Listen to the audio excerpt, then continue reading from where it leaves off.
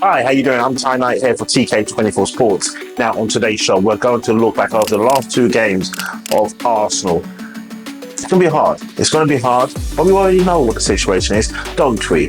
We already know the situation. But what you don't know is I need your help. Before we get into any business, I'm trying to get to 1,000 subscribers. Now, I'm on 387 and I need your help. Everyone that watched the video, please find it in yourself. Give it a like, give it a subscription, and give it a notification as well. And then for every show that we do, we're trying to get to at least 100 likes on the show. So if you haven't subscribed, subscribe please. That's all it takes. It's free. It's 2024. Let's start off the new year in good spirits. Help a brother out. Now, I've got that out of the way. Arsenal have been disappointed in the last few games. And that's just the last few games. You can look at the last five by drawing one, winning one, and losing three. But a lot of people are losing, I'm going to say this, losing their shit over December's performance. Now I'm going to say this. I would rather have the bad bits now than like last year when we were sailing through. If you remember, just cast your mind back, we was sailing through to the business end of the season and then the cracks appeared against West Ham, against Liverpool, and then against Southampton. The cracks started to appear. The occasion got too big for this squad. The occasion got too big. I will say a little bit for Mikel Arteta as well, but mainly the players running on this season. We're getting to, not even the business end, we're just getting halfway through the season. And then our cracks started to appear. And now we've got 20 days off in the Premier League before we go against Crystal Palace. Perfect break. Perfect time to get this shit out of the way. And I've sworn twice. Well, we've got to put it into context, don't we? I can be very professional and don't have to swear. But right now, how I'm feeling over on the Thursday night and then last night, it was bad. It destroyed the mood. It destroyed Christmas. It destroyed the celebration that going into 2024. But again, I'm not worried. And neither should you be. Not worried to the point of the season's over. It's far from over. Still, before Liverpool play, we don't know what the result is yet. We are still only 2 points behind. We're thinking Newcastle are going to turn up. They're going to get slapped. That's not a guarantee. Newcastle are still fighting for their season. They're not just going to go to Anfield and get turned over. So we may just only be 2 points behind, or we may be 5 points. Either way, 2 or 5, I don't give a damn. Because we can come out of this sunny side up. We played Palace at home on the 20th. And this is what I'm going to say. We win that game, we're back in the motion. We lose the game, there's a problem. If we draw the game, hell, there's a problem. So I'm staying optimistic, and I have to be optimistic because only being 2 to 5 points behind is no big deal. There's still 18, 19 games to go after this. I'm not saying Arsenal's going to go on a run now and go on a 19-game tangent and just blitz every team. I'm not saying that because that's not right. And that's not football. And anyone that thinks that is football, then you're a bit deluded. I've seen people come out and say, Arteta's time's up. He's got to go. For what? Because he's lost 3 games in the first 19. Before Arteta, we did have Emery. Before Arteta, there was Wenger. And even of the dark days of Wenger, yes, people were calling for his head towards the end. But you wasn't calling for his head when he only won 3 league titles in the 20-odd years that he was here. I'm going to say that again. 3 league titles in 20 plus years. Yet this guy's in his, 4.5 years? And everyone just wants him gone. Everyone just wants a quick fix, a quick recipe. When that's not working, get that person gone. I like where Arteta's bringing us to. We've had dark days. And it's still light in the end of the season.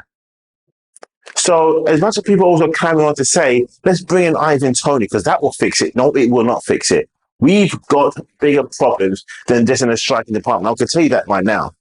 We need a left back. We need a right back.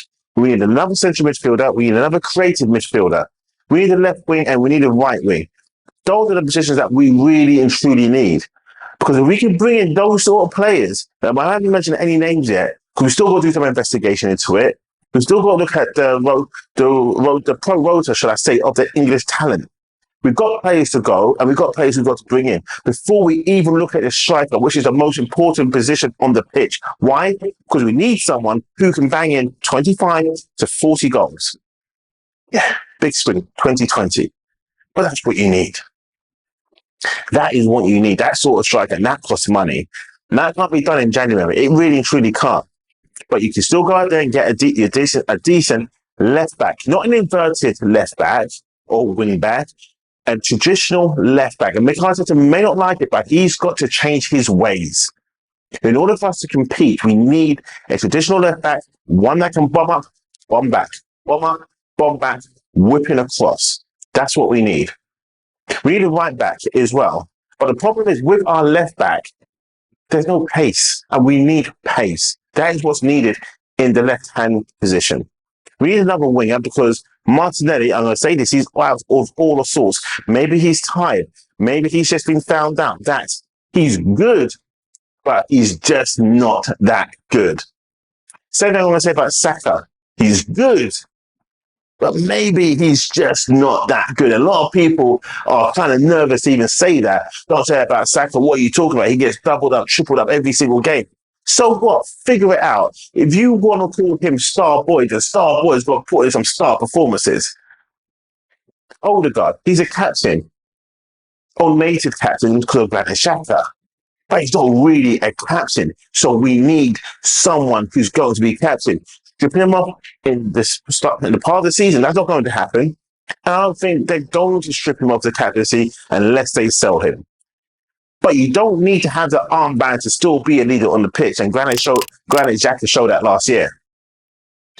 But we do need another creative midfielder, another creative attacking midfielder. Because Odegaard, at times, 50 touches Odegaard, there's some question marks. Kai Havertz, you can't have a go at him. He's asked to fill in a role that he has not done before.